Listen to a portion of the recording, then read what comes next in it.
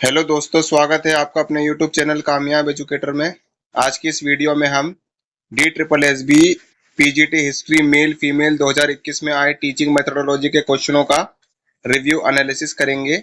अगर आप हमारे चैनल पर नए हैं तो चैनल को सब्सक्राइब करें, साथ ही बेल आइकन को प्रेस करें ताकि ऐसी वीडियो की नोटिफिकेशन आपको मिलती रहे। तो चलिए शुरू करते हैं। तो दोस्तों, ये है D triple S B PGT history male female 2021 में आए टीचिंग मेथोडोलॉजी के क्वेश्चनों का रिव्यू एनालिसिस। पहला प्रश्न है, उस मनोवैज्ञानिक का नाम बताइए जिसने गलती से भोजन देखने पर कुत्ते में लार का स्राव देखा। तो वे था इवान पावलोव। अगले प्रश्न की ओर बढ़ते हैं। चिर प्रतिष्ठित प्रानुकूलन का कौन सा सिद्धांत सीखने का प्रारंभिक चरण है जब प्रतिक्रिया पहली बार स्थापित होती है और धीरे धीरे मजबूत होती है? तो वह है अधिग्रहण का सिद्धांत। अगले प्रश्न की ओर बढ़ते हैं। किस भाव से स्पर्शोन्मुख उद्दीपन संबंधित है? तो वह अनुभूति या स्पर्श। अगले प्रश्न की ओर बढ़ते हैं। किस प्रकार का पाठ पाठक को उस लेखक के विषय की सूचना देता है, व्याख्या करता है, वर्णन करता है या परिभाषित करता है? तो वह अर्थ प्रकाशक। अगले प्रश्न की ओर बढ़ते हैं। चार प्रकार के शाब्दिक कक्षा संचार हैं। शारीरिक हाव भाव, आंख संपर्क, ताली बजाना और डैश है। तो वह मुस्कुराहट। अगले प्रश्न की ओर बढ़ते हैं। कौन आधुनिक भाषा विज्ञान के जनक और संज्ञानात्मक विज्ञान के अग्रदूत में से एक है? तो वह नोआम चॉम्स्की।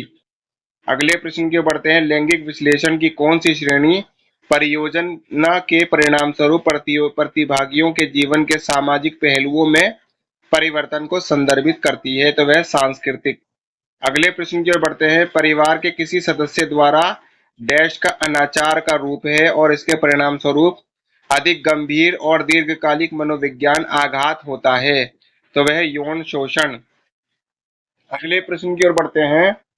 भारतीय महिलाओं के लिए मध्यकालीन भारत को क्या माना जाता था? अंधकार युग।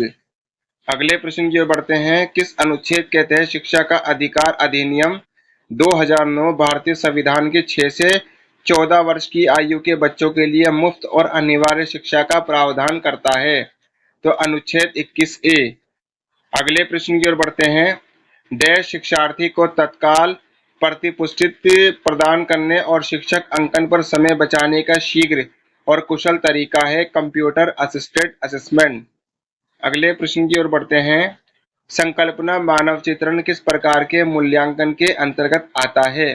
तो वह विचार कौशल मूल्यांकन। अगले प्रश्न की ओर बढ़ते हैं। लेखन में अधिगम अशक्तता को डैश कहा जाता है? तो वह डिस्ग्राफिया। अगले प्रश्न की ओर बढ़ते हैं। ICIDH का क्या अर्थ होता है? तो वह international classification of impairment, disability and headaches. अगले प्रश्न की ओर बढ़ते हैं। डैश मंदबुद्धि व्यक्ति का IQ अंक 20 से 40 है और वे बहुत ही मूलभूत देखभाल कौशल और कुछ संचार कौशल में महारत हासिल कर सकता है? तो वह गंभीर। अगले प्रश्न की ओर बढ़ते हैं।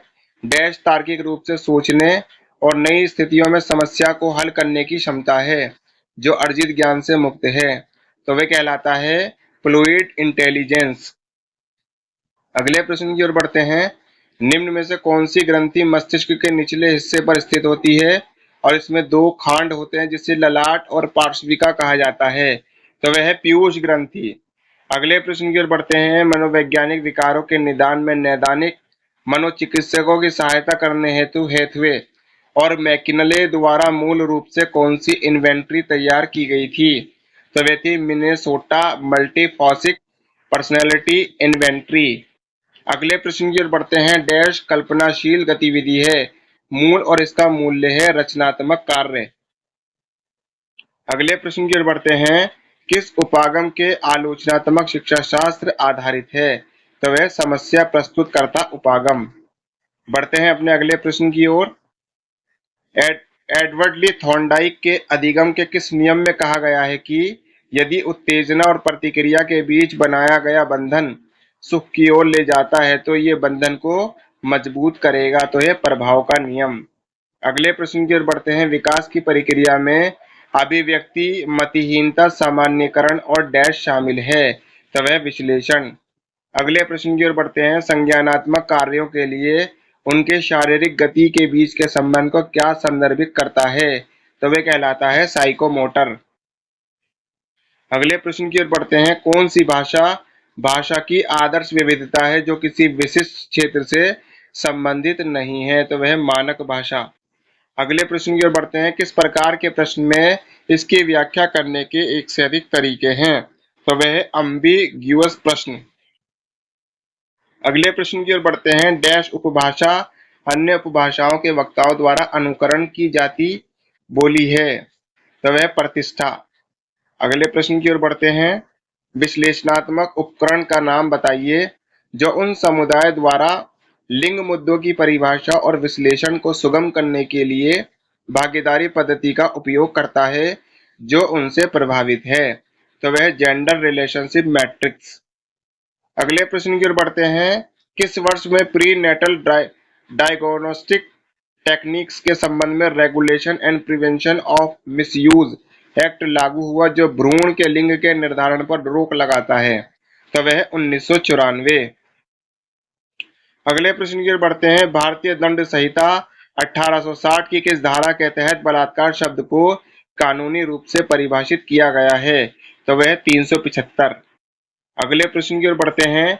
शिक्षक को शिक्षार्थी द्वारा प्रदर्शित व्यवहार कौशल और रणनीतियों की मात्रा या आवृत्ति को इंगित करने की अनुमति कौन देता है? तो वह रेटिंग स्केल्स। अगले प्रश्न की ओर बढ़ते हैं। डैश विशेष प्रकार की प्रश्नावली है जिसे किसी वस्तु या घटना के बारे में व्यक्ति की भावनाओं की तीव्रता और दिशा अंक को इंगित करने अंक उत्पन्न करने हेतु तैयार किया जाता है? तो वह कहलाता है एटीट्यूड स्किल्स। अगले प्रश्न की ओर बढ़ते हैं। CCE का पूर्ण प्रपत्र क्या है? तो वह कंटिन्यूअस एंड कंप्रिहेंसिव इवेल्युएशन। अगले प्रश्न की ओर बढ़ते हैं। कौन सा शब्द जन्मजात और अधिग्रहित दोनों अक्षमताओं सहित कई तरह की निर्योग्यता और स्वास्थ्य संबंधित समस्याएं आवर्त करता है? तो वह शारीरिक निर्योग्यता। अगले प्रश्न की ओर बढ़ते हैं। एक बच्चा जो डैश डेसिबल से कम पर ध्वनि नहीं सुन सकता उसे शैक्षिक स्थानन के प्रयोजन के लिए बधिर माना जाता है? तो वह 90। अगले प्रश्न की ओर बढ़ते हैं। किस निर्योग्यता को जन्मजात और अधिग्रहित के रूप में वर्गीकृत किया जा सकता है? तो वह लोकोमोटर निर्योग्यता। अगले प्रश्न की ओर बढ़ते हैं। 1938 में बुद्धि के समूह कारक सिद्धांत नामक बुद्धि के सिद्धांत को विकसित किया लुईस लियोन थर्स्टन ने। अगले प्रश्न की ओर बढ़ते हैं। डैश बढ़ते या घटते आकार आयतन भार या कुछ अन्य आयामों के अनुसार तत्वों की श्रृंखला को मानसिक रूप से व्यवस्थित करने की क्षमता है? सेरिएशन। अगले प्रश्न की ओर बढ़ते हैं। मनोलैंगिक विकास की किस अवस्था में बच्चों को इरोजोन्स जोन जनन क्षेत्र होता है? तो वह कहलाता फैलिक स्टेज। अगले प्रश्न की ओर बढ़ते हैं। परिक्रिया उन्मुख नाटक उपागम की किस तकनीक में प्रतिभागी विश्वसनीय और यथार्थवादी पात्रों का निर्माण करते हैं जिनका पात्र में निहित स्वार्थ होता है? तो वह कहलाता है रोल प्ले। बढ़ते हैं अपने अंतिम प्रश्न की ओर। किस मुख्य तकनीक में रेखीय नाटक उपागम के माध्यम से शिक्षण पाठ क्रिया को रोके बिना कौशल शिक्षण को सुगम बनाता है? तो वह कहलाता है साइट कोचिंग। तो दोस्तों ये था हमारा DSSB PGT history male female 2021 में टीचिंग मेथोडोलॉजी के क्वेश्चनों का रिव्यू एनालिसिस।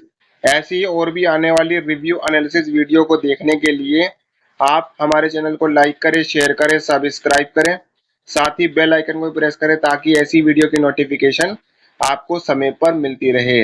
इन सभी वीडियो से जुड़ी हुई PDF आपको हमारे चैनल के टेलीग्राम ग्रुप पर मिल जाएगी जिसका लिंक डिस्क्रिप्शन में दिया गया है। आप वहां जाइए और हमारे चैनल से जुड़िए। तब तक मिलते हैं अगली वीडियो में। धन्यवाद।